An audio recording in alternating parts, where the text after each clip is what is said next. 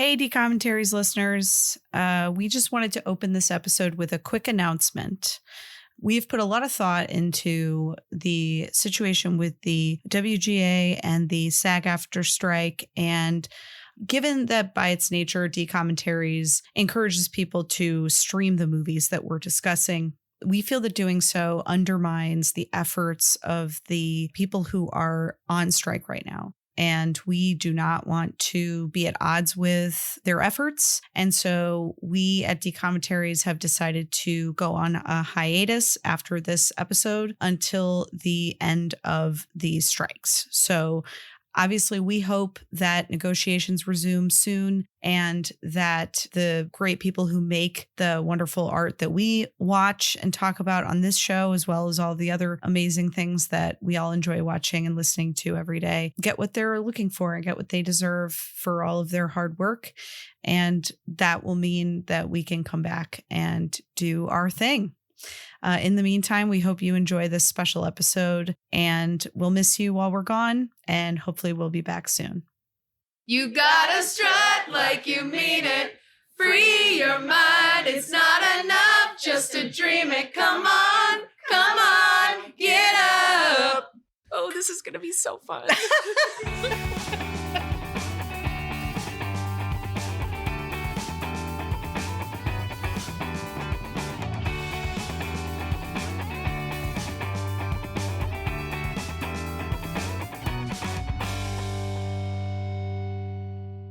Hey, Val. Hey, Al. Welcome to D-Commentaries. Thank you. Welcome to you. Welcome to our listeners. And welcome to our special guests, the cast of Improvised DCOM. Yay!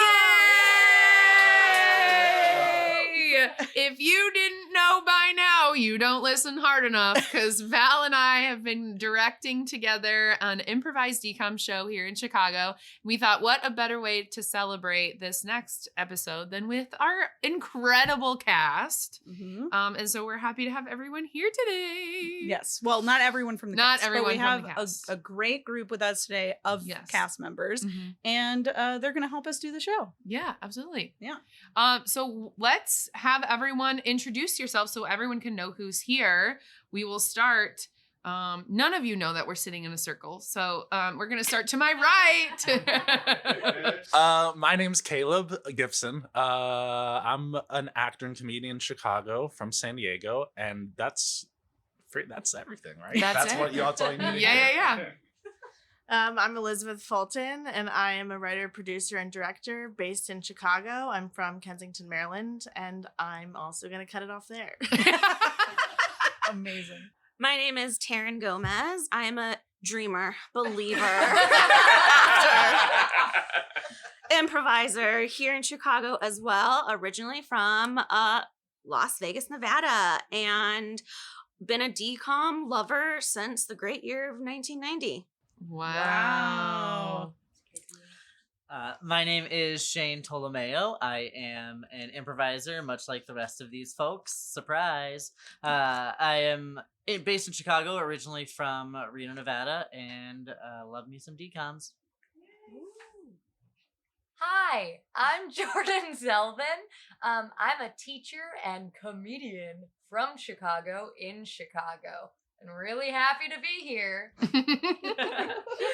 Hi, I'm Ziv Haikin. I am also an improviser and dreamer based in Chicago. And I watched this movie.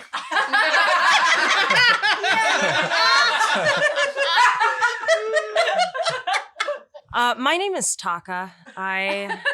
I'm an improviser here in Chicago. I'm from Chicago, and I thought that I watched this movie.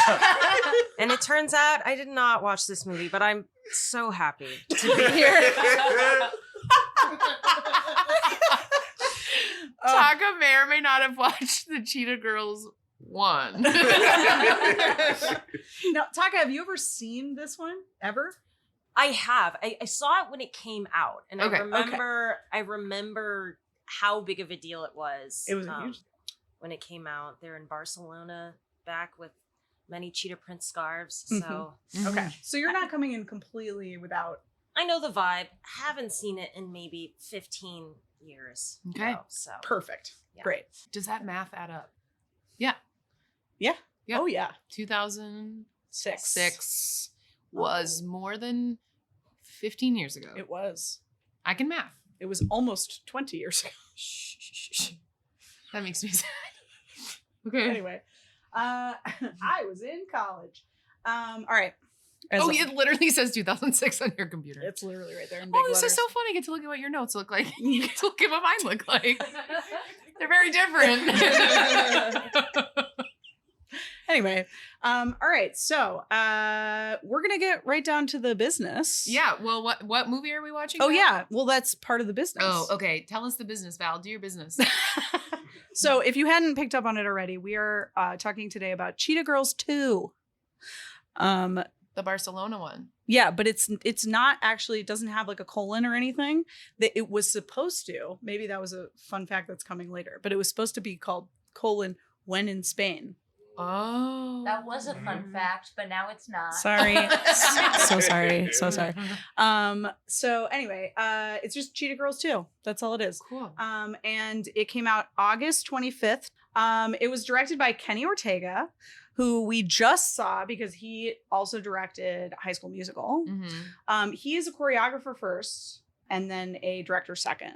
So he got his start in directing music videos that he also choreographed for. He also directed and choreographed Newsies, Hocus Pocus, all 3 High School Musicals, and all 3 Descendants, along with this movie. Mm-hmm. Mm-hmm. This was the only Cheetah Girls he did, but there's a lot of dancing in it, so it kind of makes sense that he would be on this one. Yeah. And then it was written by a team of 3. Bethesda Brown, who has one of the best names ever, exclusively wrote this movie and then one other movie I'd never heard of. And then Allison Taylor wrote the first Cheetah Girls as well, and did was a pretty prolific television writer, but the ones that she wrote multiple episodes of were Married with Children, Just Jordan, and then like tons of different Disney shows like Lizzie McGuire, Raven, all of them. And then Deborah Gregory was the third writer, and her I think only credits were Cheetah Girls 1 through 3. And we might have mentioned this on the first episode, but when I listened to that episode today, I skipped the business. Sorry, Val. I saw in the credits as I was watching this that it was based on a book. Oh, I did not know Did that. anyone else catch that? Yeah. A series of books. Series of books. Mm-hmm. Interesting. About cheetah children. Perfect. More than just the Cheetah Girls? I didn't look it up. Cheetah children, cheetah siblings. I don't know if it was called Cheetah Children, but I really hope it was. Well, it feels like Josie and the Pussycats, Yeah. which is a comic book. Also a very big name, executive producer, Whitney Houston. Oh, Wow. Thank you, Ziv. Thank you, Ziv. How many DCOM movies are like based off of another work or something? Well, Xenon is based off of a children's book. Lemonade Mouth. Okay, I did not know that yet. We haven't gotten to that one yet. I feel like a good number of them are. There's a good chunk. Yeah, especially like the early ones because they were like looking for, Mhm. ideas and inspiration. A couple of them were based on true stories. Like Miracle in Lane 2. Oh. And Which one were you hoping was a real story? I was curious. Like Smart Luck of the House. Irish? Smart Yeah. Don't Smart Look Under House the isn't Bed a book? is based off of a real No, thing. but it was directed by LeVar Burton. Yeah. Mm-hmm.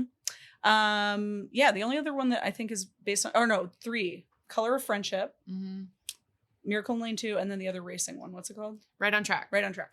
Oh, and the one with the 2 sisters, the twins.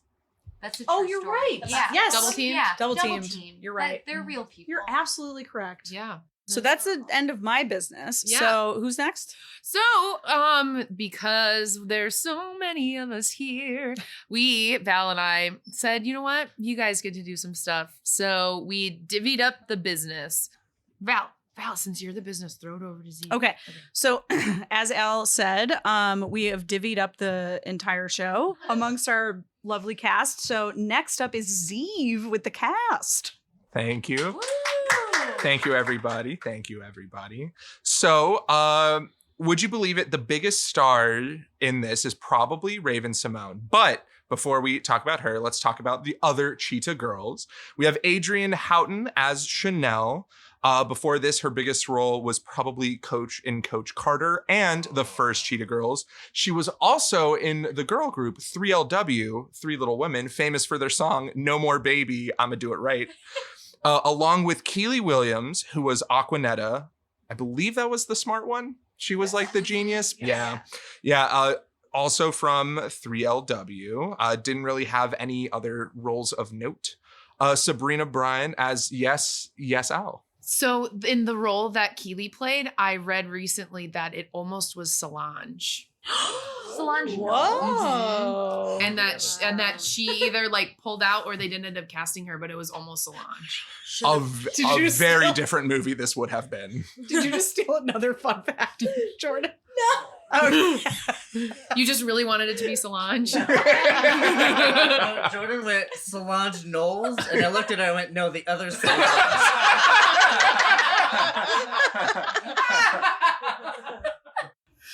Oh, save. Amazing. And speaking of wildly successful music stars, Marisol was played by Belinda Peregrine. Better known by her current stage name, Belinda. She is a Mexican artist with 7.7 million monthly listeners on Spotify. Wow. Yeah, so probably, and she was also at the time the star of, and I'm so sorry about this, Cómplices al Rescate, which translates to, I pulled it up on my phone, Sidekicks to the Rescue, where she plays twins separated at birth who both have dreams of becoming a music star. And that went for 128 episodes. Whoa. It's like Parent Trap meets Lizzie McGuire. And it was and apparently it ran for a while and launched her career. And then also just of note, I want to shout out Golan Yosef as Count Joaquin. This was his first role. And what a debut it was. And Peter, I want to say Vives, which was only his second role as Angel, the traveling guitar player. Who said no words. Who said no words, but played beautifully. Was he an actual angel? Like, was that the whole thing? No, he had an uncle. He's real. You can be an angel and have an uncle. Didn't Angels Jesus can't have uncles. Jesus literally only had a father. I'm Jewish and I know this. I'm also Jewish. I am also Jewish. What are we talking about? And none of you stood up to defend me. Yeah. And then also of note, Lori Alter as Juanita. She had a few bit parts. My favorite one was Shirley in Kung Fu. And also, fun fact, she also played a woman named Juanita in an episode of The Zach Files. What's show that? I don't know. I didn't click on it. Sad. Yeah. And then big star in the 80s and 90s was Lynn Whitfield as Dorothea Garibaldi. That is Raven Simonia's mom. We'll still get to that. I'm getting there. Who has been in Redemption, the Stan Tukey Williams story, Head of State, and Dangerous Evidence, the Laurie Jackson story, and Jaws 3 as a small character. And last but not least, certainly not least, is Raven Simonier as Galleria, famously starred in That's So Raven, a Disney sitcom about a high school girl with the ability to see glimpses of the future, and currently starring in Raven's Home on the Disney Channel, a single mother where one of her twin children has inherited the ability to see the future. Wow. And she recently came out and said that she does have these visions in real life. Oh, Wait, what? This is like a thing that was on E-News like last based on a week. true story? Yeah, she's like, she did an interview where she's like, yeah, I like sometimes see the future. Am I incorrect in this? You're You are shaking your not head. incorrect. Okay. I read the same article. So Yeah. they make the TV show based off of her life? Yeah, Taka. I actually happen to know that Raven was not supposed to be the star of That's So Raven originally. Oh. She was supposed to be like one of the friends of the protagonist. Chelsea? Like, right. But they liked her so much. She was such a star that they were like, she's got to be, this has to be That's So Raven. Wow. And I don't remember like the actress who plays Chelsea, but she was on a podcast Annalise recently. Her. She was recently saying this, that like the Raven was not original, like that role wasn't written for her. Wow. Well, she just has main character energy. Also, Adrienne Bailon in Keeping Up with the Kardashians. Yeah, and she was Rob Kardashian's girl for the longest time. That's right. We did not mention that. We did. I didn't know that because I've never, ever seen Keeping Up with the Kardashians. She was need to also watch on The Masked Singer. She won season 3 of The Masked Singer. What? Oh. And it was a big deal because she hadn't sung since Cheetah Girls. So it was her like proving to herself that she could still sing. Whoa, She's that's so cool. good too. She's She's good. also still currently on a talk show that's similar to The View, but it's not The View. Yeah. I forget what it's called. Oh. I'm also contractually obligated to mention that Adrian was in Buffalo Dreams, another DCOM, and Raven was in Xenon and had a brief role in Xenon 3. All right, so now we are on to the synopsis and fun facts with Jordan. Woo! I'm going to move a little bit closer because I am short. So, the synopsis for the Cheetah Girls 2. A teenage vocal group whose members are also best friends continue their crusade to become a top pop group. One member decides to enter the group in a Barcelona music festival, and the girls are thrilled. It's Viva Espana as they set off for the adventure of a lifetime. Wow. That's all you need to know about that. I think we've already established a lot of fun facts about this movie, but something that I was really interested in is the fact that when it premiered, it received the highest rating of all of the Disney Channel movies of its time, which is really surprising to me considering High School Musical had just come out before it, and High School Musical, in my unbiased opinion, was much better. It beat the previous highest rating DCOM, which was Cadet Kelly, at 7.8 million. It had over 8.1 million views at its premiere. And it ended up being the eighth highest rated Disney Channel movie of all time. Wow. And it was the highest rated Disney Channel movie in 2006, which was a really big year for DCOMs. Huge. It's also the last DCOM film for Raven Simone, or Simonier. However, it is said, for now, because she has her own Disney Channel show. So perhaps they will make a new DCOM of that. Wow. And she will make her triumphant return after 20 years. I didn't do that math correctly, but close to 20 years. Yeah. It's possible. Those are my fun facts. Thank you. Okay, so Shane, what were your first impressions of this movie? First impressions. One is that it's Cheetah-licious. Someone had to drop it. Might as well be me. I have not seen this movie since it first aired, and I'm pretty sure I watched it, but I was also in my 20s when it first came out, so who knows if I actually did or not. I'm assuming I did because I knew most of the words to most of the songs. I have to say, my first thoughts are, is this a movie?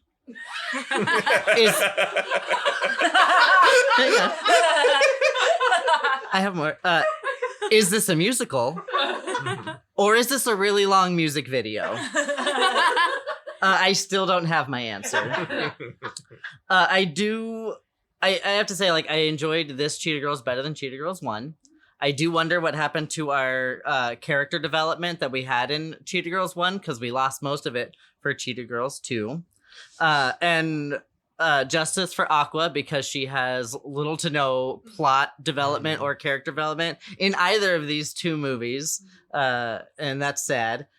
And finally, my last first impression is, do you think the third LW is mad that she's not in this movie with the other two LWs? Because there are two members of 3LW in it. That's a good question. It's a great question. Who is the third one? Naturi Naughton. I just looked. Thank you, because I didn't know.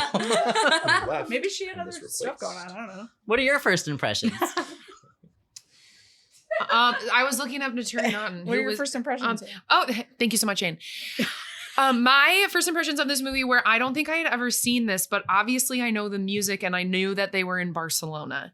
But I also liked this one better than the first one.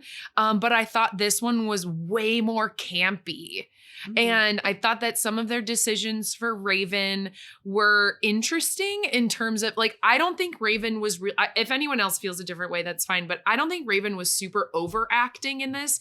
I think that the writing for her character was not good. And so having her come into certain scenes or like try to console certain people or do certain things, I'm like, that was just weird for you to write that in. It wasn't like her acting it poorly. It was just her doing what she was told, and what she was told was bad.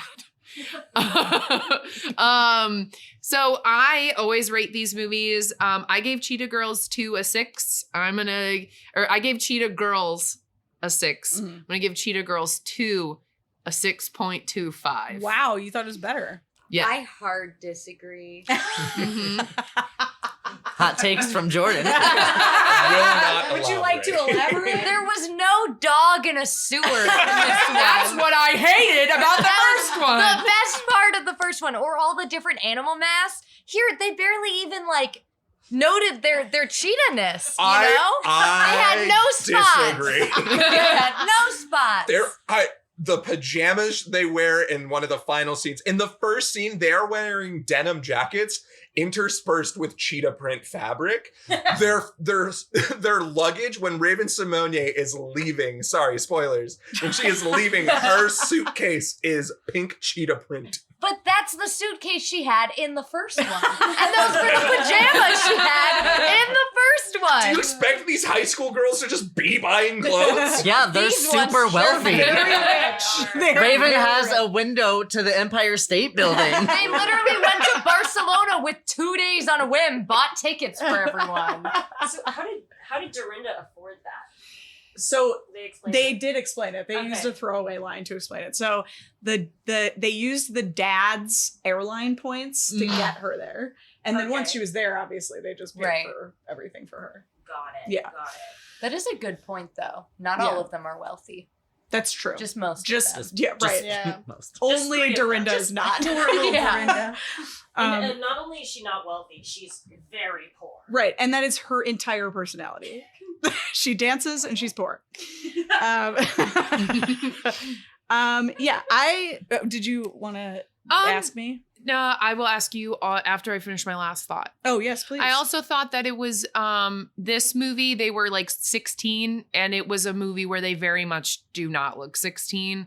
And so having a group of them not look 16 is a little like, all right, what's going on here? There's a moment with Raven's outfit choices where she could have either been a cheetah girl or their mom. Yeah. Yeah. Mhm. You mean the final performance? Why did And how it she fit get in a that tiny train? bag. Nobody else got a train, but she had a whole train. But she's the lead. It's to make up for all of the terrible outfits they put her in. Because during this time, Raven Simone was considered like so fat and plus size that they tried to cover up her entire body the entire movie, and it made me so mad. Yep, you are Agreed. not wrong. Mhm. And we will talk about that more later. Justice for Raven. Justice for Raven. And for Marisol. Val, Yes. first impressions. Thanks, Al. I didn't hate this movie. There were some things I liked about it. So first of all, I'd never seen it before. And things I liked. I liked that they separated them and had them each do things on their own. I think that while the character development was still kind of lacking, at least it gave them an opportunity to play off like one person who was not another cheetah girl rather than the group of four that is always has the exact same dynamic.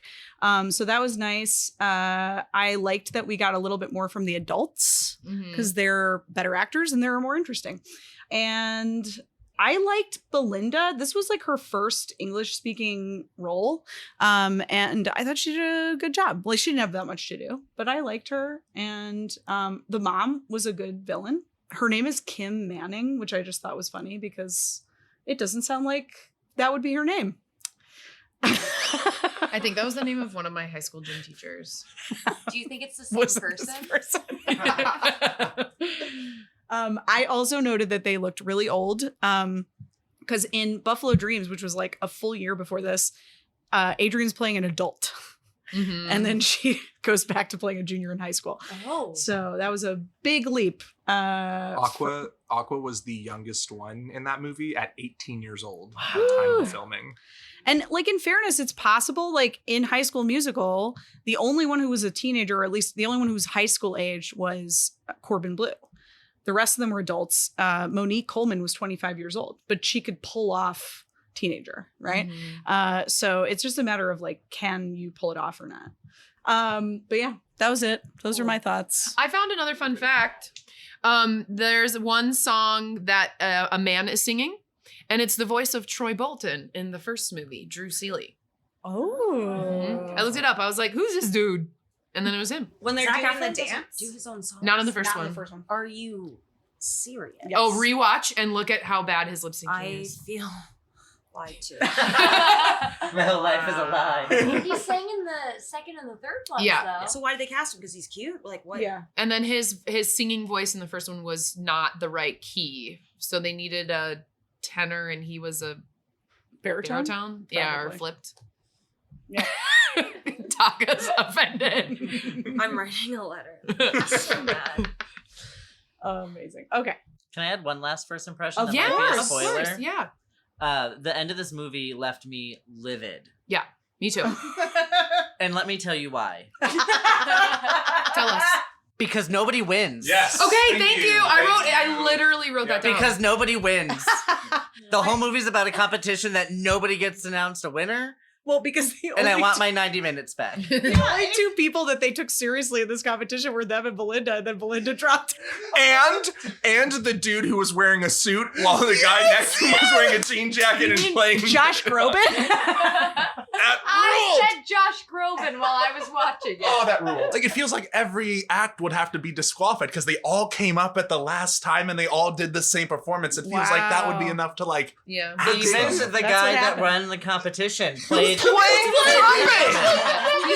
the act that like he had just disqualified and was like, nah, you can be. Also, something that I didn't notice until the end, Angel, the nephew, he was on all of the posters. Yeah. So, of course, like, Right. That's why I asked if he was an actual angel, because they made it kind of feel like he was like ephemeral. You know, he was sort of like And he was always standing like somewhere high on a balcony or something, looking down on them. yeah. and he didn't really have a personality, nor did he like get to know any of the girls. Right. He was just kind of He there wasn't as, like a romantic Oh, interest. or anything. online it says he's Raven's love interest. Yeah, that's Yeah, bullshit. but Because they looked at each other once. Like Right. she has a crush on him, but they don't talk. They don't know each other. Dorinda gets a whole ass like smooch session. Yes, she does. He does. I just think that if there's a competition that's like able to put a magazine ad out that's a full page and like a magazine where they were able to get their hands on it, these 16-year-olds, I just think that kind of budget, I think there should be a winner. Yes. It is an international music competition. And like, yeah, sure, some things happened along the way that made it a little like less valid. Like they called a week late and then still got in. Yeah. Yeah, what is By that? singing over the phone for 2 seconds. Yeah. I have a question though. Has anybody seen the third Cheetah Girls? Maybe it's explained in the third one. I'm sure and it's that's not. why they go international because they won. I'm sure that there is high hope. literally no connection between We'll find out on December 26th, 2023. We're all coming back. All right. Cool. And then we haven't done favorite quotes and moments yet, right? Right. Okay, cool. We're just all having so much fun talking and I know. chatting. Cheetah chat. Did they say cheetah chat at any point in the movie? That was in my brain because I said it in our first podcast. So I am a good lowly patron of our podcast. Okay, Taka, would you like to start our favorite quotes and moments section? Yeah, I have a lot of quotes from the first Cheetah Girls movie. Why don't you share your favorite quotes from the first Cheetah Girls? And you know what's so funny? I was like, didn't they already do the Cheetah Girls? There were so many clues for you. Yeah, like in the email when you put 2 after the Cheetah Girls. And when I read the email 6 different times to go find all the information, and when I put you guys in a group chat to text you a bunch of times and then cross-reference the email, I'm working on it. I have ADHD. So at 16 minutes and 24 seconds in the first Cheetah Girls movie, this is a good refresher before we get into the synopsis. the blonde guy who is, I never caught his name. Jekyll. No. The love interest. The cute love one. interest. I don't. Little hottie. He goes up to Raven and is taunting her, and then he says, "You're still my boo." And then immediately gets smacked by like 5 lunch trays and falls down. Amazing. Which I think is probably the best moment in the movie. And there's just like some light sexual harassment right beforehand that just like when he's like over her shoulder, taunting her. And he's like, "I don't like you, but I want you." And that was giving me the ick. It was making me so uncomfortable. It was very much like 2006 movie flirting, but I was like, man, this is not real. Also, his name is Derek, by the way. Derek, right. At 17 minutes and 55 seconds in the first movie, they have their talent show auditions and they look so good. And they do Cinderella. And I was like, wow, it's just amazing. And then right after that, the coach, who's named Drinka, which was wild, she says, "Galleria, when I look at you, I see a biracial hip-hopping version of me," which I thought was hilarious because I don't think Raven is biracial. No, in the movie she is, which I thought was hilarious that they were like, "We're just gonna make you biracial." Her last name is Garibaldi. Garibaldi. Yeah, no, it was wild. And then her mom's really hot. I just really wanted to. Her mom's in the second movie. Yeah, you gotta watch it. So still hot. Really, the whole time I was like, what a nurturing mom. She's just been so good. And then Drinka says to Adrian Chanel, she says, "You are like a hot Latin spicy version of me," which to me, I thought was really interesting how this whole movie is like, it felt like they were trying to challenge the whiteness of other DCOMs, and they do it in this way that's so backwards, but like very funny, and also 2006, so I get it. Like, I don't know, I feel like if I had been 12 years old in 2006, I would have been like, wow, this is amazing. I get it. And I also liked that they made them wealthy, because that's like a good kind of like turn. And there's a moment when Raven says something really rude to Drinka, and she says, when an opportunity shows up, you have to take it. And I think you know better than I that once it's gone, it's not going to come back. And I was like, what the heck? She also tells Dorinda, "I don't want you to look all toe up and janky." And she was obsessed with how Doe looked in that movie. It was bad. It was really bad. Also, she was just dressed kind of normally. Yeah. Which she was like, she said, "I don't want you."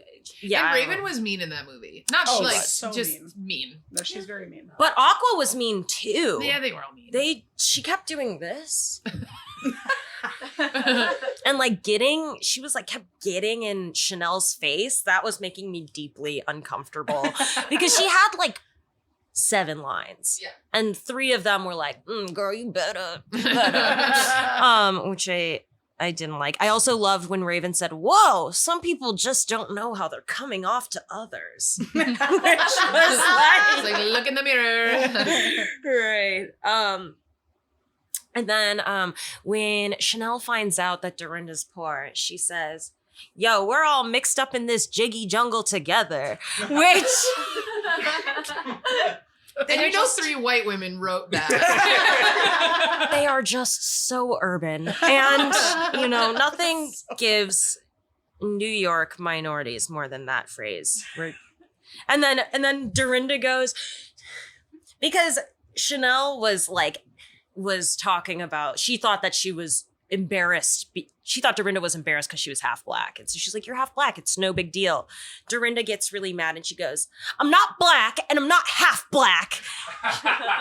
And that's before she explains why she's upset, but it's so funny. I forgot that.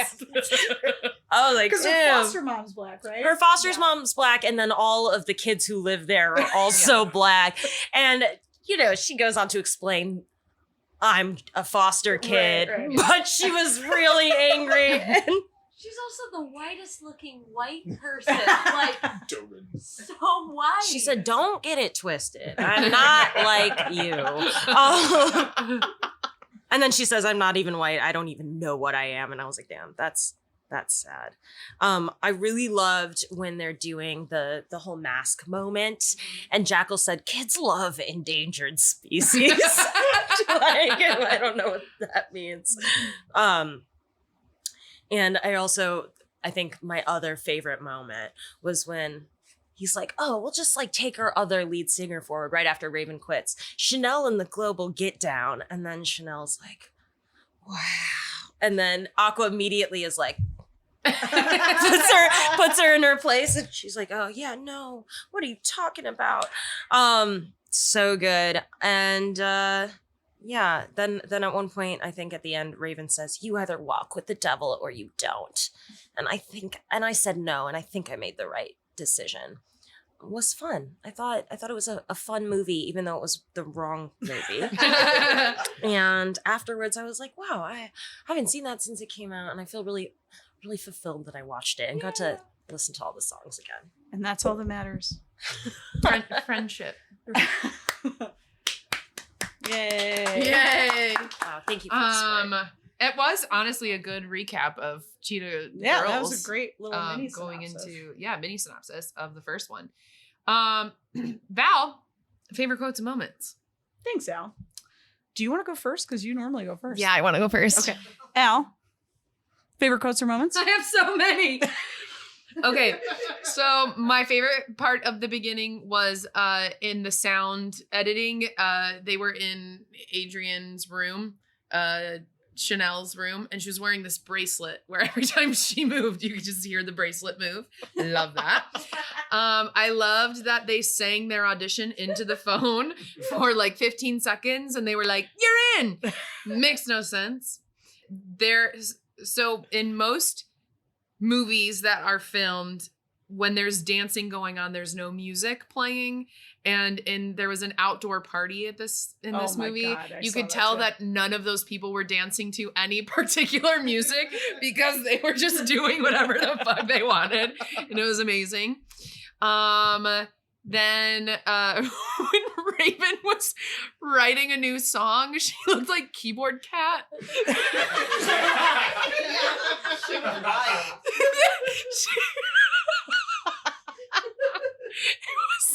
It was so bad. And then my actual favorite moment is Marisol's entire performance, because she was wearing a pair of pants that one side was shorts and the other side was a full pant. The pant shorts. Yeah. The ports. She was wearing the ports. I put 4 exclamation Oh wait, marks next to are they that. ports or shants? They're shants. They are shants. Because they had a little bit of like a zebra print fringe on them. That makes The sense. line was so clear. That was the thing that threw me off so much, is that it wasn't like a cutoff. So it's like, oh, it's like edgy. Like, it was such a clean line around the shorts part of the pants that it really threw me off. It was insane. And I then was distracted by all of the excellent top hat work. oh yeah. So good, but so bad at lip syncing, which is crazy because she's a huge performer, but she was really not good at lip syncing. But then at the end, she waved like this, which is how me and my best friend wave to each other, ironically, when we see each other out. So we run into each other on the street. We're like, hey. And I love that she did that, not ironically. Okay, now my favorite quotes are, I know, I've loved Spain and its history and its people ever since my first Enrique Iglesias concert. And then Raven says, nothing and no one can break us apart. And then I wrote, except in the third movie. It's probably what that thing that breaks them apart is like, contracts. Then she goes, yes, have voices, will travel. And it's like me saying, Allie Ring 5'10", willing to shave.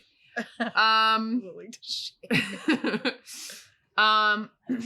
Okay, then the love interest for Dorinda says, I'm going to slow things down for a little bit for New York here. They're always 6 hours behind, you know. And he said it so, and I literally I got like secondhand embarrassment, but also secondhand like swoon. And I was like, oh my God, is he flirting with me? Are you from New York? No, it was just cute the way he did it. And then my favorite line is, and who is your nephew?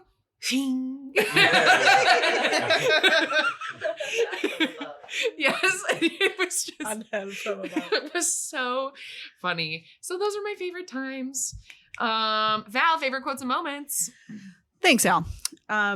All in one breath, Raven goes, okay, we'll apply right now, sisters. I'll just start singing.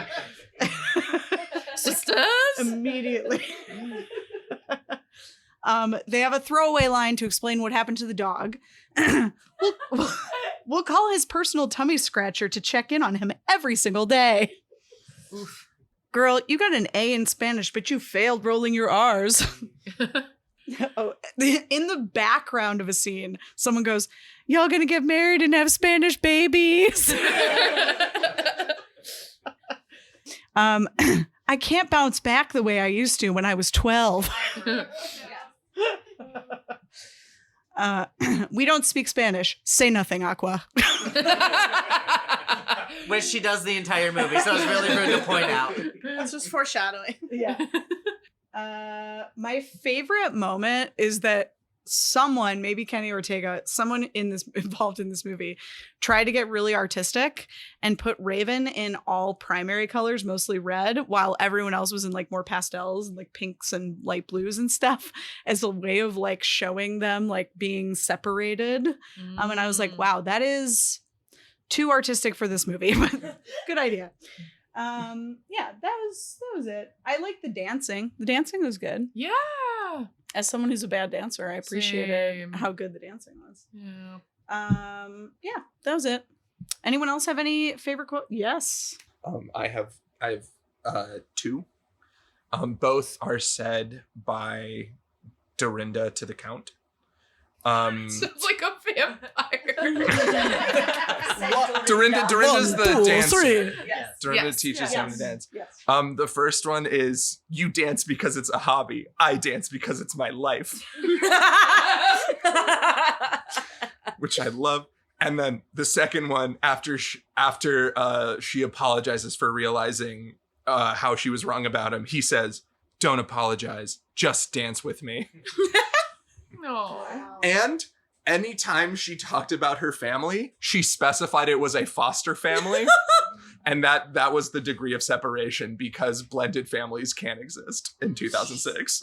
Taryn, you had some? Yes, my favorite line in the entire thing was when they were given the money by the club owner, and Aqua says, thank you, but dazzling isn't cheap. I had to dip into my after-tax emergency discretionary beautification funds. And she says it all in one breath.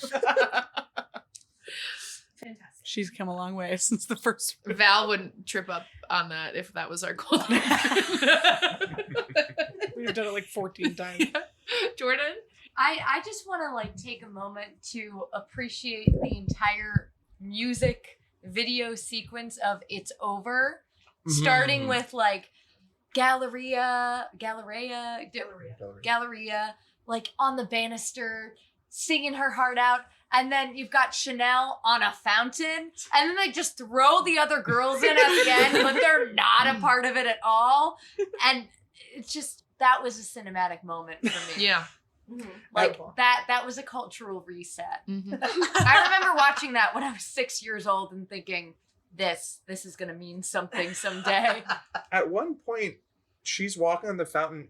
Like 2 shots later, a different girl is at that same spot on the fountain. So they walked by each other while they were singing. We don't talk about that. They only had 4 locations they used. Fun fact, they filmed even the New York scenes in Spain for this movie. Yeah. Any other quotes, moments? Great. I have one. Oh, Sorry. Actually, we already closed it. Oh, sorry. Thank you so much. Go for it. That's fine. It's another Aqua moment. All of her 5 lines hit real hard. But she goes, dancing cats, dancing counts, I'm getting dizzy. amazing. She needed more lines. She But then did. it probably would have added 12 minutes and we didn't need 12 more minutes. So. That's true.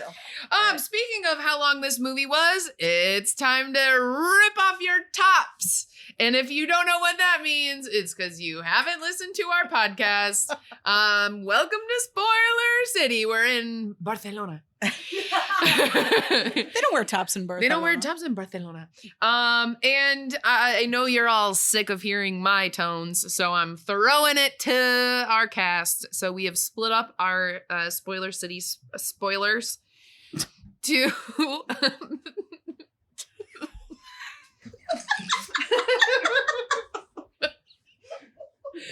I'm fine because I didn't have human interaction for a really long time last week. I'm still adjusting. Okay, synopsis part 1 is going to be Elizabeth. Synopsis part 2 is going to be Caleb, and synopsis part 3 is going to be Taryn. And we can start, and you can start whenever you're ready. Cool. All right, well, buckle up. I was very thorough. I've got about 2 pages, but the first page is on the first 5 minutes. I'm pretty sure. But yeah, I would like to start off with the first few shots, which are drone shots, just to make sure we're aware that it's taking place in New York City, and that's about the only establishing shot we need. I also think that Cheetah Girls 2 starts how any good DCOM sequel starts, which is a life milestone, which is a graduation concert for seniors, which I know we all had. And then also a summer break. Yep. So I was getting some like High School Musical vibes from that. But yeah, so with the graduation concert, I think the first thing I noticed was just how like you come into this concert and it has a production value like above a musical. Yep. So they're in the jungle. They have multiple banners. A banner alone, I can't even tell you how much it costs. It's a lot. You simply can't tell us. Don't tell us. Look, I could call Kinko's if you need, but but yeah, so I think so I spotted a continuity error that like tickled me. And so it was in the crowd. And I think the first issue is like the first time they show the crowd, like the audience ages are very unclear. Like definitely not seniors graduating. But then, so if you see the back of their heads as they're bobbing, they have their hands it's going double time compared to from the front. Like there's a different cadence of their hands moving. I'm just saying, watch it back. Like you're not gonna regret watching this first 10 minutes again. Bullet point 7. It's a bop. I'm not mad. Yeah, it's a good song. It's a good way to The songs open. are all jams. Yeah, like sure they opened it with a song. We knew it was coming, but at least it was a good one. I don't know. I enjoyed it. Yeah. And then so after the first musical number, I thought it was interesting that, I mean, look, maybe we were supposed to believe that they truly did more than one song, but they were like concert level winded. Yeah. And they just like acted like they had gone to like a Taylor Swift concert. We just performed for these seniors for 3.5 hours. But then they walk off the stage and then they have this one interaction with some seniors just to establish their age, I think. So it becomes very clear that they're juniors, and they were freshmen, I think, in the first movie. Yep. So we've decided that sophomore year just doesn't matter. The lost tapes. Well, we had to find out that Aqua had gotten 1,600 on her SATs. So they had to age them up just for that one piece of Literally, information. yeah. Which is, definitely my next bullet point, which is that, okay, in 2006, a 1,600 would have been a perfect score. There's no fucking way. Well, she did have an A in Spanish. So. But she can't roll her R's. And then maybe I don't know why I was like so obsessed with this production value, but like that green room, I've never been in a green room like that. In a high school, there's no freaking way. But so then finally we kind of get introduced to the moms. And so it was very like mom focused and there were adults, I felt like, more in this. But I loved how immediately when we get to them, like Dorothea and then Juanita, like we suddenly learned that like the plan is Galleria is going to go to Martha's Vineyard, and then all of a sudden like the one mom just lets it slip that the daughter's going to Barcelona. But then she also like, it's a half reveal that like at first I thought it was that the mom got a tattoo, and we reveal later that she's just thinking about it. Like, way to break it. Like, you reveal that she might get a tattoo. I don't know, I'm just thinking about it. I'm not gonna do it, girl. But so then, of course, the next, scene has to be about how Chanel and, Galleria are devastated, and if she has to go to Barcelona, because it could be forever.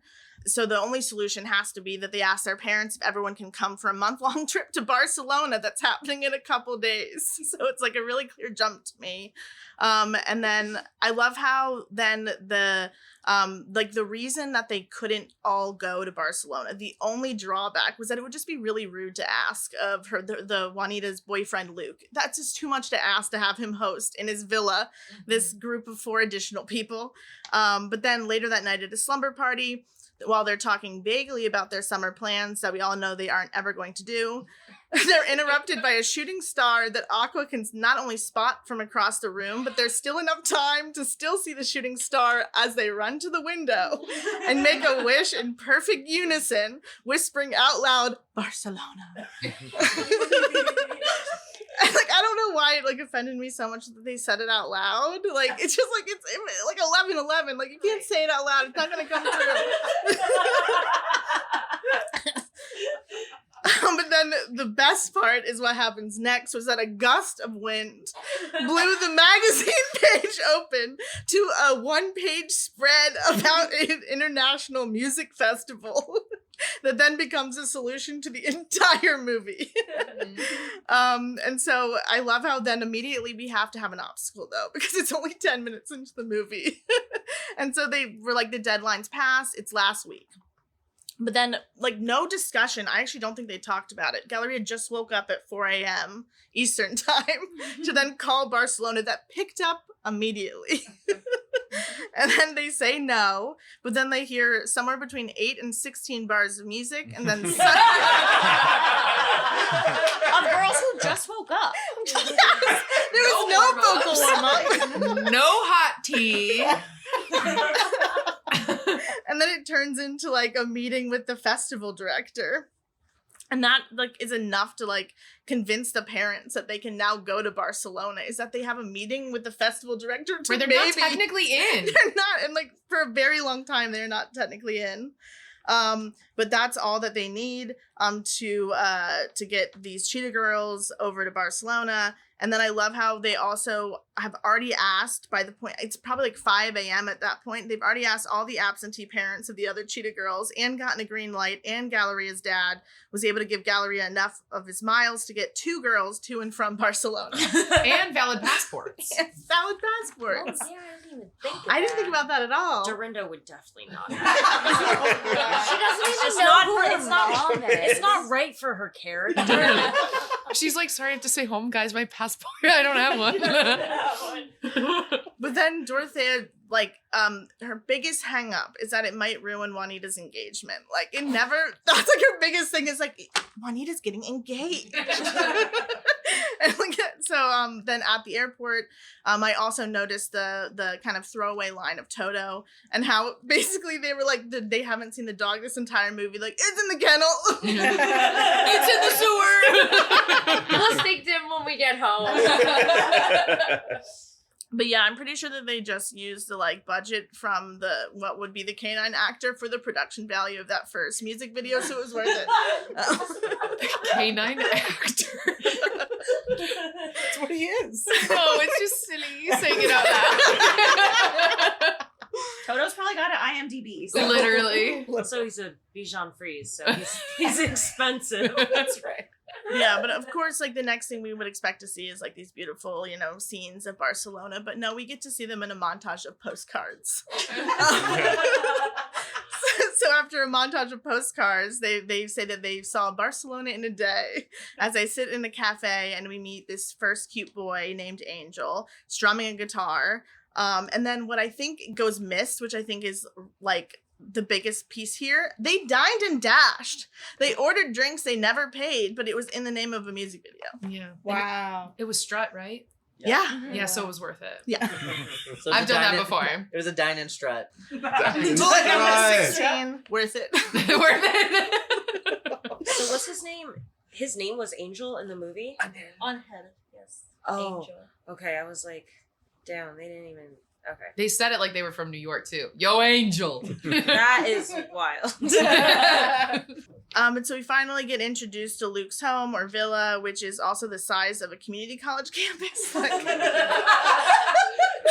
I feel like it's just like these are my notes, like super fancy, a lot of staff that are gonna let them do whatever they want.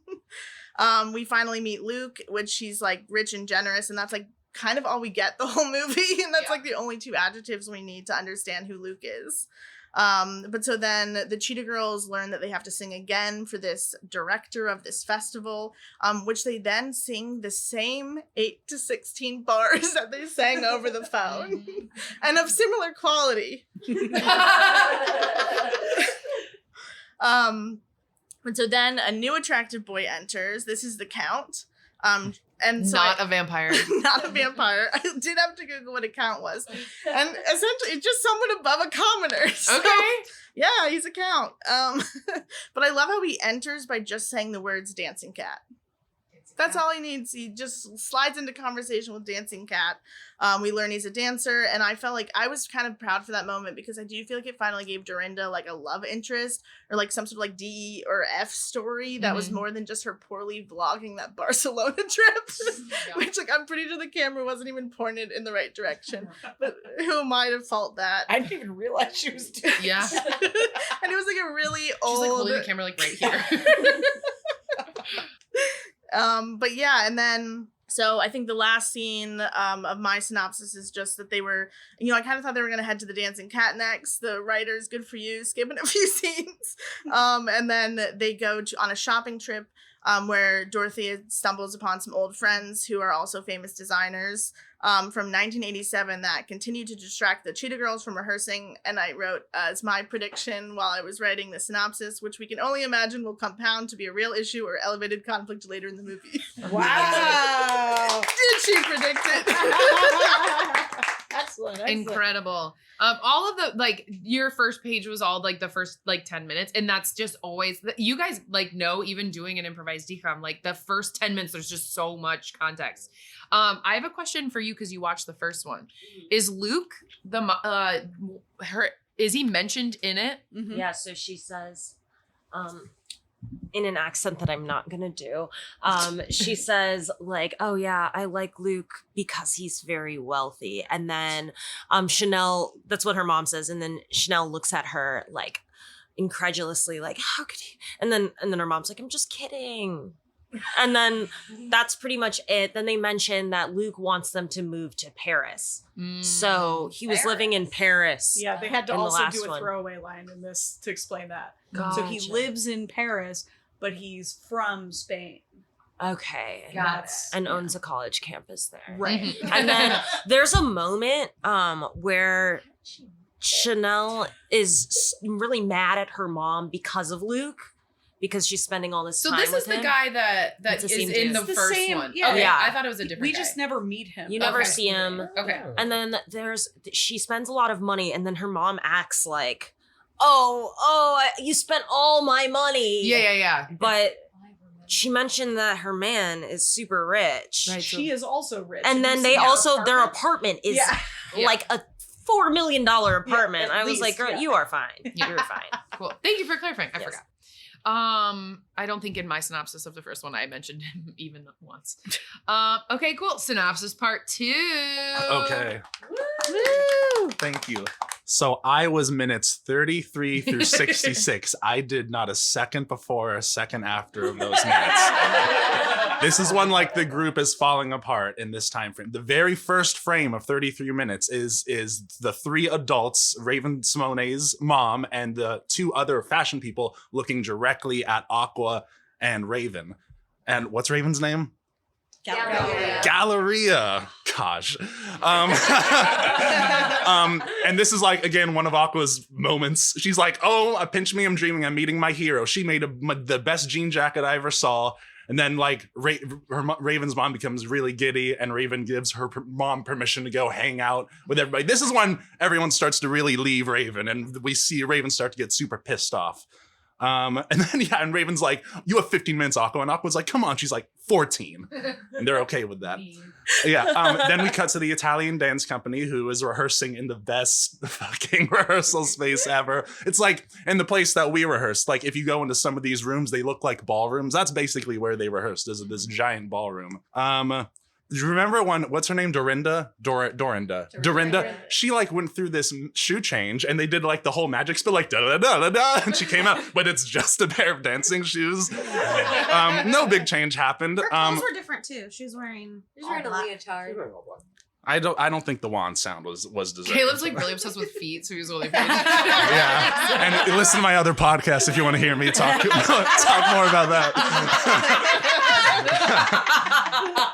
And this was the Barcelona versus New York dance-off. They were insulting each other, but flirty. Hey, we got to slow this down for New York. But the dance was still super fast and complicated. I looked down. I was eating a sandwich at the time, a fried chicken sandwich from Clark Street Dog. I looked down. Everyone was dancing. I look down. I look up. It's just them dancing. Somehow the whole company left, and it's very romantic between them. But then before they got more romantic, Dorinda goes, thanks for the tango, and leaves. And then the count goes, I'll see you at the cat. The cat. The dancing cat. Dancing Cat is a horrible club. The shots of the club, we never see the club. It's just one shot of everyone doing the dancing to no music thing in the floor. It looks very weird. Then we see the best scene ever is when Mary Soul crowd surfs. Flawless. Nothing ever went wrong. Everything was great. It was perfect. And then that's when we first see Raven look and go, oh shit, something could be wrong. She starts to get a little jealous.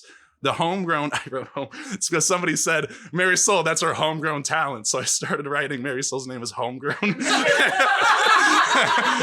phone. When Mary Soul is dancing on the bar, she squished someone's cake. I don't know if anyone saw her, like food. There was a whole thing. And then there's like, just like threw it off. No one cares. I'd be pissed if I was that bartender. I still think Mary Soul, I still believe she is actually Tara Reid from Scrubs, but we'll leave that alone as well. Because that's also what Tara Reid is most known that for. Is Scrubs and Sharknado. Not American Pie. Not American Pie. The mom, Lola, of Mary Soul, I love the villain. She is such a good villain. And I also kind of just didn't mind that she was a villain. Before she became a villain, I liked all of the energy she was bringing. I'm very in your face. And you know what? Maybe if I really love my daughter, maybe I'd also try to break up a band for my daughter's success. I don't know. Maybe she's not that bad. I love how much Raven's mom hates Lola instantly. I love that she instantly smells this garbage. So she says that, and then it cuts to, and so like they're at the club and like, but then they go back and Raven's mom's like, hey, maybe, I don't know, I don't trust this. Who went to Oxford? Oh, right. The Count, isn't he went to Oxford and he's a handsome dancer? That is just, I wrote jackpot for Dorian. And then let's see. The moms are talking about the tattoo and the ring. It's either the ring or that tattoo. And then I wrote this, I should have said this for the line, Mama Chica does not play when it comes to our cubs. Was a great line from Raven's mom. And we're now at the point where everyone is driving Raven crazy. They're taking them away for rehearsal. She's doing the keyboard cat. Which is a great moment, and everyone's going away. They ditched her, literally, they're at the piano. Then it's a life montage, and then it shows all the stuff that's happening instead of when they're rehearsing. It's the hip-hop class that Doran's teaching, and it's Raven writing the things, doing the things. And then it's Luke, the family fancy party, and it's all of this stuff. How's it going to work? And then, I just want to say, like, if this was a true group and everyone was ditching one of the leads. So it's insane that they even got this far. The group, like, if you were to just stop the movie now, like, they hate each other and there's no chemistry. How's it gonna work? The group is literally breaking up, and now Doran is jealous about the Count because the Count is like rich and stuff, she thinks, and then she dumps the Count because the Count does not get where she comes from, so they can't work. Oh, right. I think a literally great scene is when Raven goes to her mom and is like, hey, these are my problems. This is what I think should be. It was a really mature, as weird as can Raven be, kind of controlling. And I hear she was mean in the first Cheetah Girls. I did not watch the first Cheetah Girls because I follow the assignment.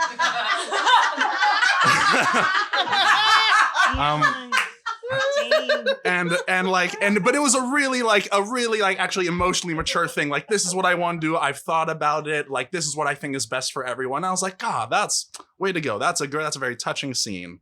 And also the proof she's the most emotionally mature one in the whole movie from that moment, I thought. And now friends are just starting to re-care about Raven. Then Raven does her sad ballad, which is amazing. The friends realize they messed up. And then it's during this ballad, on the final frame of the 66th minute, the last line is in the lyrics are, whatever it takes. And Chanel is spinning around in a pole right there at the end of the 66th minute during all the chaos in the ballad. And that's the middle of the movie. Wow. Taryn, you're doing the synopsis part 3. Take us to the end. Woo. Thank you. Okay, so where we left off, minute 66, was near the end of what I am calling a breakup song. Like, this was not, oh, this girl group is ending. It was like a love breakup song. And it just, because it didn't feel like it had much to do with the group, actually. It was just fully about Galleria and Chanel's love for each other. Like they say, let the sweetest of dreams slip away. That's not about being music stars. That's about each other. Anyways, I got really distracted about the giant poster in Galleria's room of the music festival. Like, it was huge. Where did you get that? And so Galleria tells her mom she wants to go because, you know, her friends are nuanced and have other interests and, like, can't handle that. So the girls wake up to find that Galleria is already left for the airport by herself, apparently. Her mom didn't want to take her there. Okay. But as she's waiting for the train, the other girls, like, run up to her because they followed her. And they seem to have had time to start to learn Galleria's song that she left behind dramatically on her bed. So they had time to start to learn some of those lyrics, but they didn't have time to put on shoes. They couldn't have, like, quickly thrown on a different set of clothes, full pajamas, and, like, fuzzy slippers in this train station, which feels so gross to me. You have to throw those slippers away. Disgusting. Okay, then Galleria decides to come back and they're gonna do it. Yay. Then Lola calls Chanel to console her about Galleria leaving, and Chanel puts her on speakerphone and they're like, nope, just kidding, she's still here. And so Lola has to now switch to plan B and is like, oh, actually, I can sign you up for a warm-up gig if you're interested. And as she's having this conversation, she's silently fat-shaming her daughter, who's about to eat just a burger and a soda. And she smacks that away and hands her a salad instead. Love that for us. Then Juanita complains to Dorothea about Luke still not proposing. You know, instead of having a conversation, open, honest conversation with your partner that you're hoping to spend the rest of your life with. Instead, she's just going to complain about it to her best friend. And she's at minimum 45 years old. Yeah. She could handle it, I think. Yeah, fully. So then Chanel happens to overhear part of this conversation where Juanita says, is it because Luke knows that Chanel doesn't like him? So now Chanel is fully carrying the weight of her mother's failing relationship. And she goes to find Luke and apologizes to him, for everything she's done and thanks him for his generosity and says she's proud to be part of his family. So then it cuts to everyone in the house gathering in the doorway to see Luke propose. They are very obviously all gathering in the doorway. as Juanita is reading a book in this giant courtyard where there's multiple seats, and she's sitting on the curb. On the ground, she's sitting there. I know it's because the shot of the background was like more beautiful and it like centers her, but like she's sitting on the ground facing the door. She could very obviously see where they're all gathering, but just like, nope, I'm reading on the ground. And so Luke comes over and he does the most minimal proposal. And can't find the ring in my pockets where I probably just put it, but I get it. ADHD brain. I feel that too. She says yes. Everyone's excited. Then Dorinda talks to the Count and he tells her, why were you mad at me? I'm actually poor too. Luke owns the building and I just help pay the rent by teaching classes. And I didn't introduce you to my work friends because I can't afford to take you where they're going. So surprise, we can be poor together. And then they have this cute little kiss that's immediately interrupted by Galleria.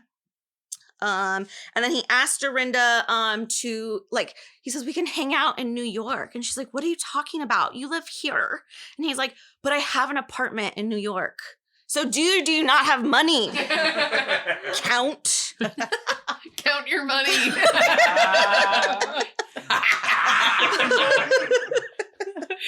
Okay, so then they go inside to rehearse for the show. They go inside. There is a whole sign, a giant light up sign that says Cheetah Girls up in this. Where did it go? Exactly. Up in this dance studio. Where did it come from? It never comes back. Nope. It's not like it was a prop that they're practicing to like dance in front of for their show. No, it never comes back. Who bought it? Where did the money come from?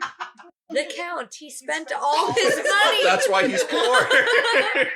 On the neon sign. They didn't even turn on the lights, I don't think. Nope. But the natural sunlight in Barcelona, Taryn. You're right, it's beautiful. So they start rehearsing the new song in the dance studio, and mid-song cuts to them performing this at the Dancing Cat. That was a fun cut. And the crowd goes wild at the end of this. And then they meet the club owner, and that's when he gives them the €100 each as their pay for performing. And that's when Aqua says my favorite line, which I mentioned earlier, about her beautification funds. So then they supposedly next day arrive at sound check for finally the festival, and they're super excited just to find out that the Cheetah Girls are disqualified because they got paid for their performance. So now they're professionals, which I think is a weird way to distinct between amateurs and professionals, is because you got paid a little bit of money for singing one song one time. But that's just me. I don't run this festival. And so they turn to Lola because she's the one that like got them this job and is like, is there anything you can do? And she's like, please, man who runs this festival, is there anything I can do? And he's like, no, them's the rules. So they're like, there's got to be something. And Lola's like, wait a minute, I have an idea. Technically the Cheetah Girls were disqualified, but if you join up with my daughter, you're no longer the Cheetah Girls. You're something else. And they're like, wow, that's so true. But Galleria's like, yeah, but Marisol doesn't know our songs, and her songs are all in Spanish. And her mom's like, or Marisol says, well, Chanel knows a couple of my songs. And Chanel's like, no, I could never perform without my girls. And Galleria's like, but you have to. You need to represent the Cheetah Girls. There's got to be one of us up on the stage. So they agree to that. And then now we're back at Luke's, and Dorothea finds out about this, and she's like, listen, I told you she was shady. Something was fishy this whole time. And then Luke tells Chanel that she will not be moving to Spain, that he's actually going to be moving to New York because it's her senior year and they wouldn't miss it for the world. Referring to him and her mom. So, like, was there an option where they would miss her senior year? Like, just leave her behind? That's how I read that situation. It felt weird to me. And then they all go return their money to this club owner for the principal of the thing. And Angel's right behind them and sees this happen. So then in the dressing room, right before the festival happens, and I wrote weird auditioner guy says he found out from a very reliable source that Lola set up the girls to get paid at this club. And who would say such a thing, she says, and my nephew, and who is your nephew? And that's when Angel strums his drum from high upon his perch because there's just a balcony there for some reason. And so, yay, they get to perform, and good thing they left their costumes there, even though they thought they weren't performing, and they can change. And so Lola tries to course correct and is like, okay, well, you know, we can still do this. We can still pull us together. And Marisol's like, no, Mom, this is about you. It's always about you. And she decides to walk away and doesn't do it. And so then now we're in the middle of the festival, which is hosted completely in English. And they announce Marisol, who is the homegrown hero. But again, if she's very important, why is she being introduced in English? But okay. And then she's not coming up. She can't make it tonight. So I guess here's the Cheetah girls. And then brum, Angel strums again upon his guitar because now he suddenly is there on stage wearing a matching like bolero jacket that matches all the girls. And Galleria slowly walks up the stairs with her like giant train and dedicates this song to Barcelona, where I found an angel around every corner. The same angel. Yeah, the same one. It's just the one. He's so fast. And then they perform Amigas Cheetahs, which the lyrics of that song were fine, except the fact that they keep inserting the word cheetahs there. Because, like, I get that's their shtick, but the audience doesn't know that. Right. Just feels but they love it. Yeah. They eat it up. And then Chanel welcomes her friend to the stage, and it turns out to be Marisol, who was eating like French fries dipped in a Frosty or something because her mom wasn't around and she got to live her life. So Marisol starts coming on stage, and she's already wearing a microphone and has already prepared some sort of lyrics in Spanish, I guess, that perfectly fits in. We love some musical improv. Then all of a sudden down the aisle, like, Dirty Dancing style, comes Joaquin and his boys just dancing up and joins them on stage. And they all do this wonderful dance and performance together. And then the lights go down and everyone's like clapping, but just kidding. We're going to do the chorus one more time. Encore. Then they all do this like curtain call together, walk down the aisle off the stage, dancing the whole way. And then every single person in the audience follows them down the aisle dancing, and credits roll. And no one wins. And no one wins. Just suspend your disbelief and just assume that the winner was announced after the movie. We will all let you know at Cheetah Girls One World. We'll reconvene. And We'll reconvene. All right. Before we head to bingo, does anyone have any last comments? Lingering thoughts. Last lingering thoughts. Ziv. There's I think we talked about it before, but I do want to draw attention to the fact that the guy who was like running the event, first of all, his nephew is the first winner of the event and is also on every poster, which feels very like a lot of nepotism there. And then in the last number, he shows up and plays trumpet alongside them, which feels like that's a breach of the judging system. So maybe that's why there's no winner announced, because he wins. He won. He wins. He declares himself the winner. He definitely won. I wrote the rules. You did not tell me the rules. I don't even have to pick a winner. It's me. Anyone thoughts before bingo? All right, All right. then we're going. You lost your chance. Hey, Val, welcome to the bingo portion. Okay. One hit wonder song. Yes. I mean, I feel like all Cheetah Girl songs were. Well, I guess that's not one hit. that's not Just a kidding. one hit. That's Just the thing. kidding. They're You're all right. wonderful. Yeah, I think we had the same problem with High School Musical, where like Yeah. they can't one can't count if there's more than one. Yeah, I think no. Yeah. I think It's a lot of no. hits. Yeah, Yeah, because they at Every least song have was two. a They're a bop. 2-hit wonder. yeah, Cinderella and Strut. yeah. And Cheetah Girls, Cheetah Sisters. And it's over. Jordan loves this movie. Jordan's so happy. Jordan, what would you rate this movie out of 10? It was like a 4. Great.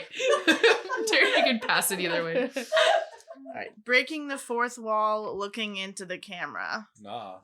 Not really, No. yeah. No. I'd say the closest maybe it got was during like music video moments, but Yeah. I still don't think I wouldn't count that as a space. No, I don't think we counted it last time either. No. Yeah, And if we did, sorry to past us. yeah. Sorry. Holiday themed. Kind of no, right? No. Yeah. Very Like no. a hard no. Hard no. Summer break is a holiday. Oh my god, it's a holiday. Clunky metaphor. She always looks at me because I'm always the one. I didn't think about it this time. Well, Angel is an angel. Done. Wait, I'm not keeping track. Oh, Jesus. That was Christ. the only That one was we've only gotten so far. Parents who just don't get it. Yes. No, these parents get No, it. I think these parents get it They're more on than it. the kids get it. Yeah, I would say yes. Okay, I will say in the long run, yes, but there were moments of kids and parents fighting, and at times the parents didn't get it. So I would say maybe because it's a moment that could qualify. Can I also argue Marisol's mom? Oh. Ooh. She Yeah. gets it. It is being bad. It's being a bad But person. she doesn't She get doesn't what get her own Marisol wants. Yeah. Oh, that's fair. Like, Let's that's count it. helps. All right. Let's count it. Count it. Joaquin it. Cool non-parent adult. Yes. I would argue there are two. The one is the designer who gives Aqua a chance to design stuff and be in the studio, and the other is the guy who runs the music tournament, who contributes a sick trumpet solo. Yeah. Agreed. Someone too famous for a TV movie. Was Raven too famous at this point? Or 3LW? 3LW They definitely were- was I think they were not right where at they that belong. point. No, because 3LW was like the 90s. Yeah. All right. Yeah, Then I think no. Competition to resolve central problem. Well, yes, we just never find out a winner. It's unresolved, It's but it's unresolved. there. But it was there. Yeah. The purpose Competition was to to resolve. Yeah. A montage sequence. So many. Yes. Yeah. so much. Oh yeah. A montage of postcards, not even like exciting things, just postcards. And when she got to Wait. see My Barcelona. Or Angel's My Barcelona. Barcelona. I want to see your Barcelona. I can show you the Barcelona. Cliche villains. Oh, I yeah. think, the biggest one for me is the almond mom. Yeah. The almond Almond mom. mom. Yeah. This is okay. Let's think about this. Clothes or item you owned? Anybody here? Yeah, Yeah. What was it? the belt, the really thick like belt with the big buckle in the middle, like the black.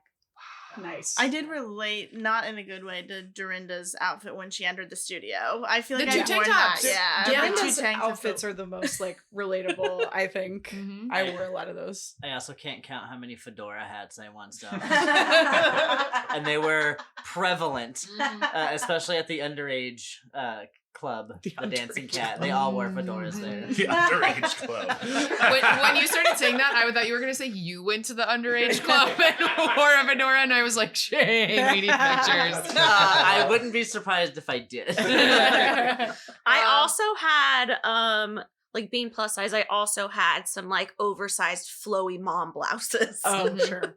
Raven's entire Oh costume. yeah, Yeah. that blue one that like went halfway, like It was Yeah. blue and white. Yeah. Yeah, that one. Yeah, and it was basically a dress. Yeah. A full tunic. Wow. Silly. I had some of those too. Yeah. Okay. Did anyone look it up? Rotten Tomatoes 40 to 60. Okay, don't say anything, Ziv. Don't say we have anything. everyone guess. So Rotten Tomatoes 40 to 60. If we get it between 40 and 60, we get to mark the box. If you get it within 5 on either side, you get to feel good about yourself. So we talked about how this is the highest rated Disney DCOM, right? Meaning it got the most viewers. the most on premiere night. viewers. So that doesn't confirm anything about rating. Okay, Caleb? Gosh, because it's a DCOM, I should say, yeah, it lands inside of 40 to 60. I'm going to go up. I'll say it's like 65%. Okay. Okay. It's 57. If it's Okay. that, I'll be so mad. I'm gonna say 45. Okay. I was also gonna say 57, so I'm gonna pop it to a 58. Wow. Wow. I disagree with this, but I think it's 72. Okay. Whoa. Ziv, you can't guess. But what would you guess? I probably would have guessed like a 48. Wow. So it's not 48. I'm I gonna didn't say that. I'm gonna guess 53. It is 57. You said it so confident where I was like, did she look it up and she's lying? Because like I kind of was gonna do 62, so then when 62 got taken, I'm like, it's in that range. So I Oh went, my yeah, God. wow. That's wild. You did it. I mean, it is a Wow. little above average. Yeah. I feel like that's Yeah. fair. Yeah. I'm so mad. All right. You still wanted to say it. Totally. Yeah. I think it still counts. You also you could have said it. No one's stopping you, buddy. That was like Price is Right rules. Happily ever after. Yes. Are you sure? We don't 'Cause know. nobody won. Nobody won, and then in the next movie, She's gone. But they were all smiling at the end. Smiles mean happy. That's right. almost kissing. Yes, There was a real human kiss. Yes. Yeah, there was no almost. there was absolutely almost. No, you when they have were, to almost kiss to kiss. What? But there was And I also on- almost kissing as well. when they were dancing at the end of the dance. They ended like Yeah. inches apart, and they're like, Yeah. Mhm. Yes. But before you kiss someone, you are almost kissing. So "It's not the way I do." if it." there is a real, What does that mean? That means that literally any moment in life you're almost kissing because eventually you might. this is kiss really good for someone. future podcasts. Thanks, Jordan. Also, Luke and Juanita kissed. But Whoa, those they are almost, did. Oh, yeah. They shared a quick little peck. And lots of cheeks. Cheek kissing is almost kissing. Mhm. Thank you. Validated. But that's real kissing because lips are making We're contact. never moving past this. I'm Kiss sorry. gate, kiss gate. Kiss Gate Someone- 2023. Someone who became famous. Yeah. Raymond and Adrian. Yeah. And Marisol. And Marisol. Yeah. Yeah. So many. Mm-hmm. Betraying of one's real friends or values. Yes. Because we learned nothing in the first movie. Yes. Your childhood crush. Yes. Childhood. Did you? crush? Did you? Yeah. Oh, is this our childhood crush or? So Yes. like, Say their so- name right. No, in the So, movie. did you have a crush on anyone in this movie as a young person? Jordan. I had a crush on Dorinda. Yeah. Oh, okay. I never saw this, so I can't can't claim. crush. All right, obviously bad special effects or stunts. Yes. Yes. I thought the shooting star was garbage. So That was bad. And the lip syncing was very bad. There was Yeah. some bad lip sync. And outside of Galleria's window in New York, before they saw the shooting star, she apparently has like a perfect view of the Empire State Building, which is clearly just a poster right outside the window. Yeah. I also think we just need to remind ourselves, there was the really bad swang at the beginning. One was double timed, and then they went to Right, the I other remember. single time. All of That's the obviously That too. bad special effects or dancing. that has to be that. Yeah, that has to be what marks that off. Disney Channel star. Is there one? Yes. Yes. The Disney Channel star. I'd agree. Like she's Madame It's Disney. pretty iconic. Yeah. This could not have lined up better in my entire life. Musical number! There are so many, and I love marking this box. Yay, Al! Nuts for a musical number. I Okay. love it. Magic. Yes. I think Angel was a real angel. The shooting star. And the shooting star. That flips the magazine open. Yeah. That's magic. That's magic, We baby. got, okay, that's magic, baby. Yeah, when that happened, I was like, there's magic in this one. Also, just a shooting star visible from inside Manhattan or like New York City. Yeah. That That's last A star. too. Like What? a long shooting star. They had enough time to say, Yeah. look, a shooting star, and walk over to the. Do we think that was maybe a satellite? Was it just Crashing down. And it was just a genuine gust of wind. It's Xenon. It's Xenon. They luckily had the cameras rolling. Like, oh shit. Someone says the title of the movie. Yes, but specifically because I didn't realize that When in Spain was not the actual title, and they say When in Spain in the movie. Wow. Double get. But do they Whoa. say the Cheetah Girls too? They do not When say. in Spain? They do not say Cheetah They Girls say the too. Cheetah Girls also. Not the same. Not the same. Oh. So close. All right, so we're not marking it? No, I don't Okay. think so. I do, what? Wasn't the actual name. But they also say the Cheetah Girls. I feel like. I feel like. But do they say the Cheetah Girls too? Two. All right. Because it's the second one. Scooby Dude? Okay, we'll explain.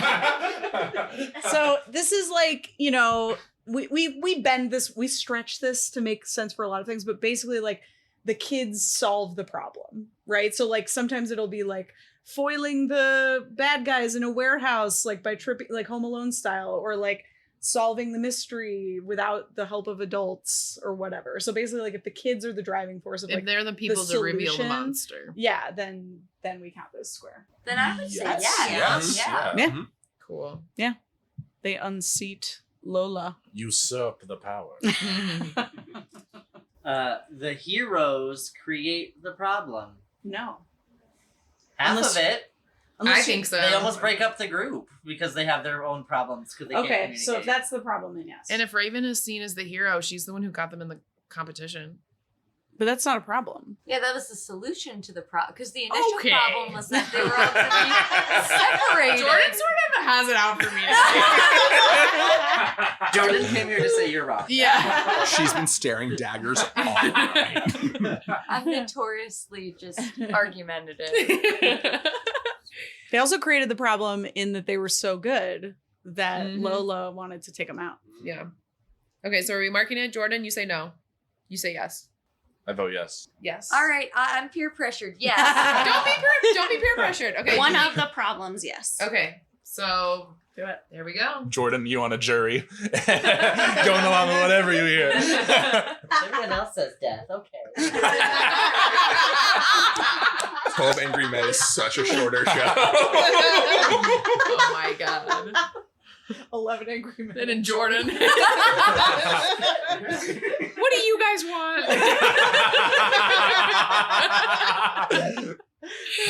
I would watch that. There's your solo show. By the end of the movie, she's like, I just like to be argumentative. We'll do it.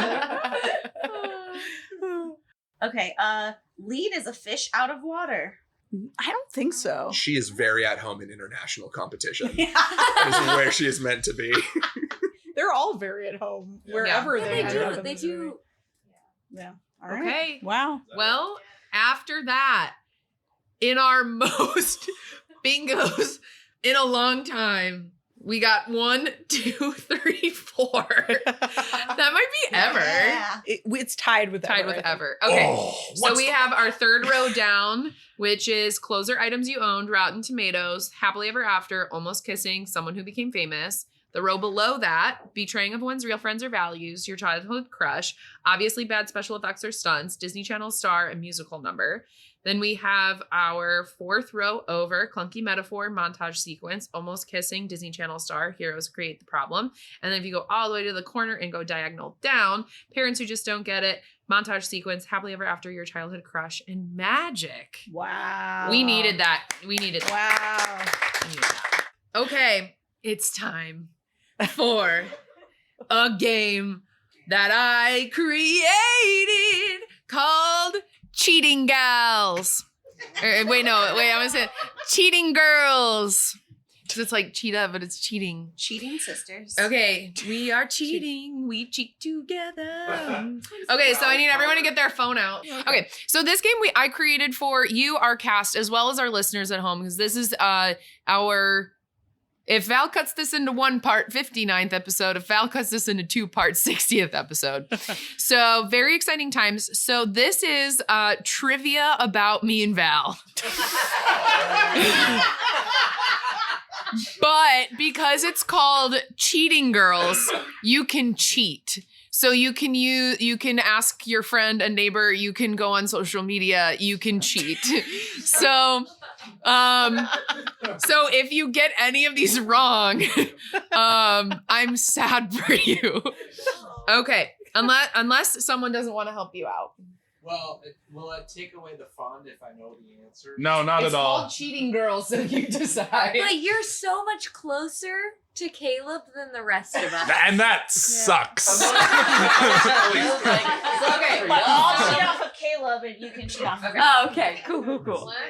Question number 1. Where is Al from? Write it down. You can use the internet. You can use phone a friend. You can cheat. Okay, hold up your answers. Everyone got it correct except for Elizabeth, who wrote Alice from a place I know. Do you know Schaumburg? The people's winner. Elizabeth got it right. I am from Schaumburg. Do you know Schaumburg? I'll give it to you. Okay. I think I got a pretty good strat working. Tell everyone about your Cheating Girls strat. It's to ask Val's husband everything. You're going to have a lot of good ones for him. Okay. Okay. Here we go. What city was Val born in? Are we allowed to ask you? Oh, I don't know. Are they? It's up to you it's if you want to cheating. contribute to the It's Cheating Girls.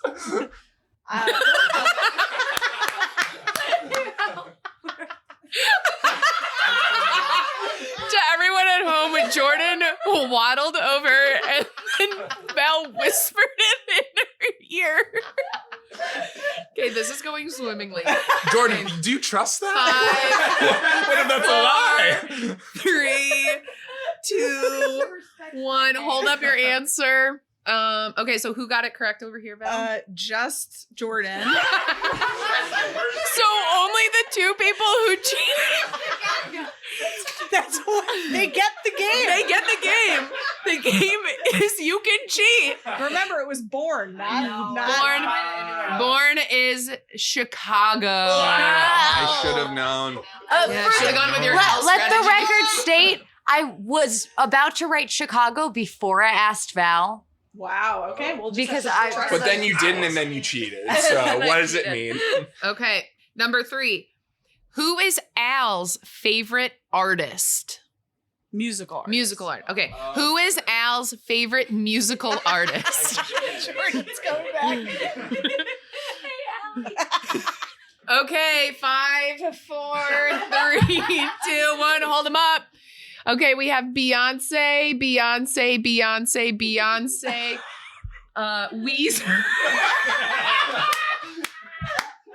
Elizabeth killing it. The anti-Beyonce. And the only correct answer, because I lied to the people who asked me, is Harry Styles.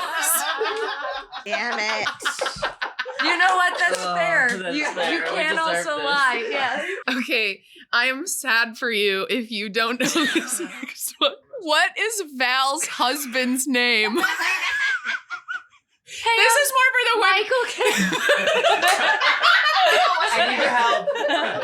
This is for the listeners at home. All right, everyone, show your answer. Okay, here we go. Michael might not know this one. What did Caleb sweats. What did Al study in college? What did Al study in college? Okay, show your answers. Wait, I thought it was. I mean, it is it is communications with a concentration in theater. Oh, wait, I put So- communications. So I will accept Sorry, I got very communications or excited. theater, and I will accept a major at Mississippi State. Shane, what do you have? No, I'm wrong went to because I thought you said Mississippi State. Al. I didn't hear Val. Oh no, it was Al. Oops. I looked And up then you. good vibes. I wish I did, but I did not. What is Val's favorite DCOM? Oh, you said this You've said multiple this. times. I got it. I'm so confident. Yeah. Jordan's got it. Oh, how the tables have turned. 10, 9, 8, 7, 2, 1. 6, 2, 1. answer? Okay. Okay, Ziv gets it. Shane, Taryn. Caleb wrote Miracle on 9th Street Lane. Not Okay. even remotely close. Okay, Okay.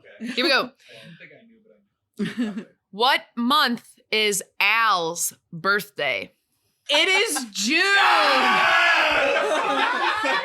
Yes! So, Okay. oh my God. Where did Val go to college? And we will accept one of two answers. Did it happen to be at Luke's Barcelona Community College? No, but I wish. Okay, so after all of these points, Caleb wins. Who would have thought? Who would have thought? But we have one more bonus. We have one more bonus question. bonus is worth 5. And the bonus is worth 5 points. 5 smackaroos. All right, this one is big for our listeners at home as well. Okay, here we go. Ready? What month is Val due to have a baby? Oh I know who that.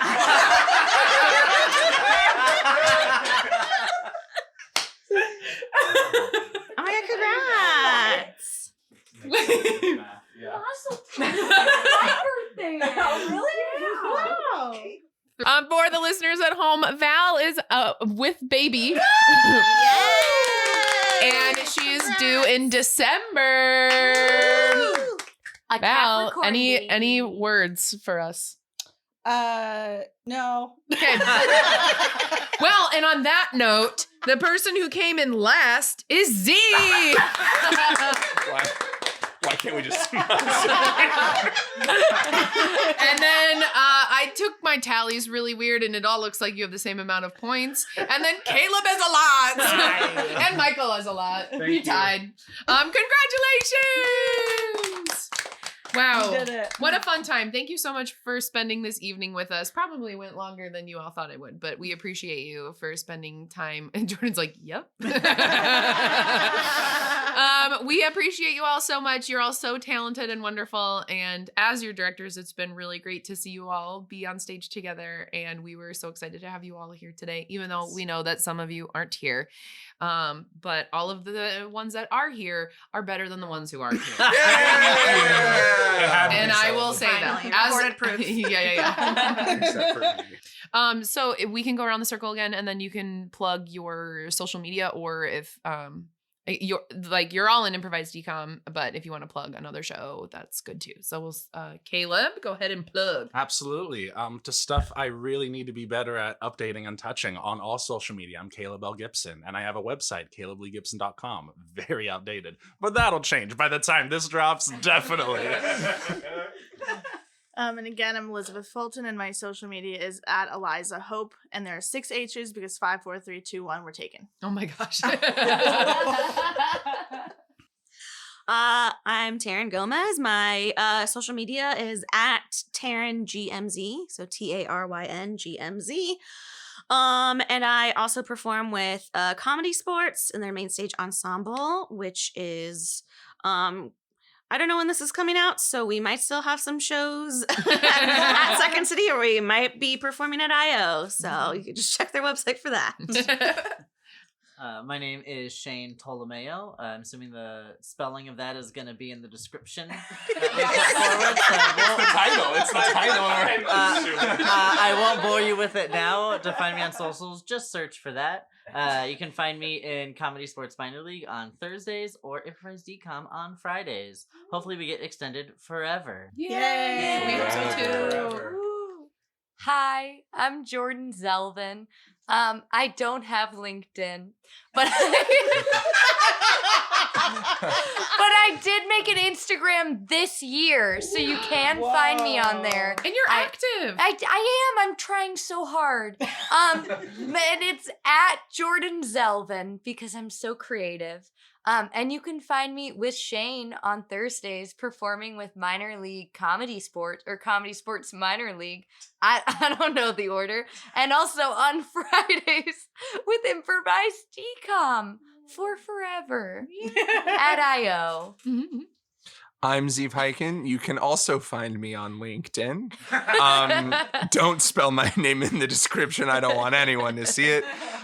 You can see me performing on Fridays with Improvised DCOM and nowhere else.